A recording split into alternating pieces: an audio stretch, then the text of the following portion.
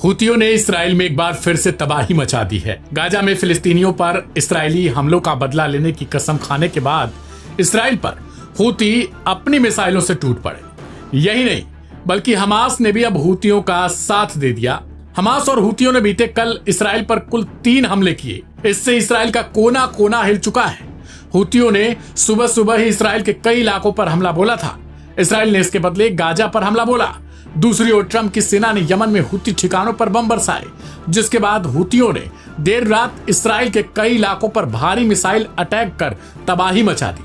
हुतियों ने कल देर रात इसराइल पर दिन का दूसरा हमला किया, यानी 20 मार्च को हुतियों ने सुबह सुबह पहले हमला बोला, जिसके बाद इसराइल ने गाजा पर हमला बोला तो दूसरी तरफ अमेरिका ने यमन पर हमला बोला। लेकिन 20 मार्च की देर रात ही हुतियों ने एक बार फिर से इसराइल के कोने कोने पर मिसाइल अटैक करके वहां पर तहलका मचा दिया। हुतियों ने जाफा के पास एक इस्राएली सैन्य प्रतिष्ठान पर फिलिस्तीन की 2 हाइपरसोनिक बैलिस्टिक मिसाइलें दागने का दावा किया है। तेल अवीव और यरूशलेम में चेतावनी के सायरन बजने लगे, जिससे इसराइली भाग कर छिपने लगे। यह नया हमला अमेरिका द्वारा यमन के होदेइदा पर कम से कम 4 हवाई हमले करने के जवाब में किया गया। इससे पहले हुतियों ने तेल अवीव में बेन गुरियन अंतरराष्ट्रीय हवाई अड्डे पर इसी मिसाइल से हमला करने का दावा किया था। इस हमले के बाद हुती प्रवक्ता याह्या सारी अल मसीरा टीवी पर आए और उन्होंने एक बयान जारी किया। याह्या सारी ने कहा, फिलिस्तीनी लोगों के समर्थन में और गाजा पट्टी में इसराइल द्वारा किए गए नरसंहार के जवाब में हमारे बलों ने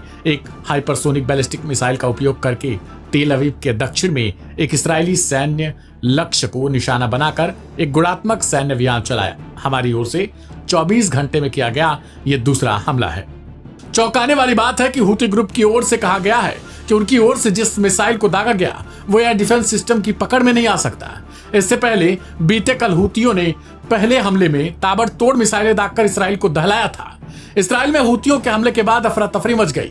चौंकाने वाला दावा कई रिपोर्ट्स में यहां तक किया जा रहा था कि खुद प्रधानमंत्री नेतन्याहू को सेफ हाउस ले जाना पड़ा। इसका एक वीडियो भी हुती प्रवक्ता याह्या सारी की ओर से जारी किया गया। इसराइल से आने वाली वीडियो बेहद भयानक है। हुतियों के हमलों के कारण लोग इधर उधर भागते दिख रहे हैं। खुद प्रधानमंत्री का एक वीडियो आया जिसमें कहा गया कि वो सेफ हाउस ले जाए गए।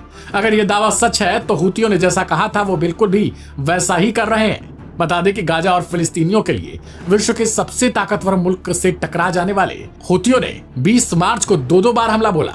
इससे इसराइल का कोना कोना दहल चुका है। इसराइली सेना ने अपने वायुसेना का हवाला देते हुए एक बयान भी जारी किया। उन्होंने बताया कि यमन से प्रक्षेपित की गई मिसाइल को इसराइली वायुसेना ने देश के कई हवाई क्षेत्र में प्रवेश करने से पहले रोक दिया। प्रोटोकॉल के अनुसार सायरन बजने लगे थे। इसराइल से आने वाली खबरों में भी इस बात को स्वीकारा गया कि हमला जबरदस्त था। वहीं एम्बुलेंस सेवा ने कहा कि किसी के गंभीर रूप से घायल होने की कोई फिलहाल सूचना नहीं मिली।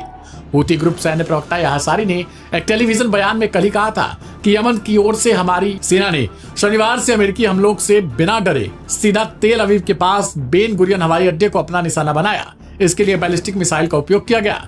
इतना ही नहीं, हुती गुट की ओर से यह भी कहा गया कि वो कसम खाते हैं कि गाजा और फिलिस्तीनियों के लिए, वहां के मुसलमानों के लिए इसराइल पर अपने इन हमलों को बिना डरे और ज्यादा बढ़ाएंगे वो।